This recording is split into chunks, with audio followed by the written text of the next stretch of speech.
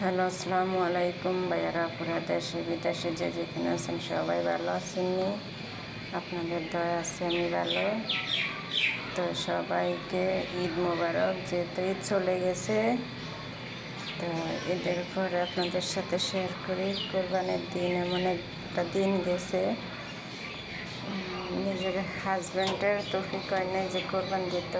আমার একটা ছোট ছেলে এই কোরবানির দিন এক পিছরে গোছও খাওয়াইতে পারি নাই।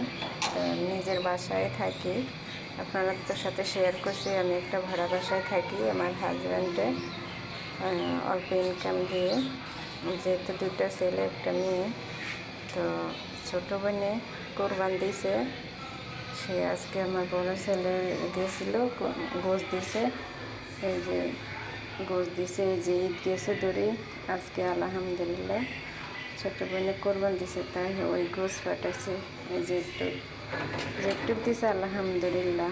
তো আজকে ছোটো বোনের কোরবানের গোছ রান্না করব, যেটা আজকে এই পর্যন্ত ঈদ গেছে ধরে কোনো গোছ রান্না করতে পারি না। তো আজকে বোনের দেওয়া গোছ রান্না করব।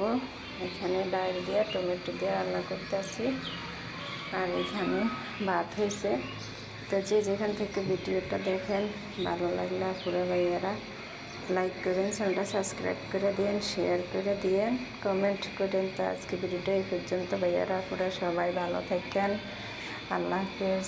আপনাদের সাথে আর কি কষ্ট কথা একটু শেয়ার করলাম, যে কোরবানির দিন গেছে এক পিস গোছ আমার ছোট্ট ছেলেকে দিতে পারেন। তো আলহামদুলিল্লাহ, আল্লাহর কাছে শুক্রিয়া। আল্লাহ মনে আছে আমার একটা দিন আসবে, আমি কোরবান দিব, আমার ছেলে মেয়েদেরকে খাওয়াবো, গরিব দুঃখে দিব, আল্লাহ আমার একদিন তৌফিক দিব। তা আল্লাহর উপরে ভরসা করে পর্যন্ত আছি। তো সবাই ভালো থাকেন। আল্লাহ।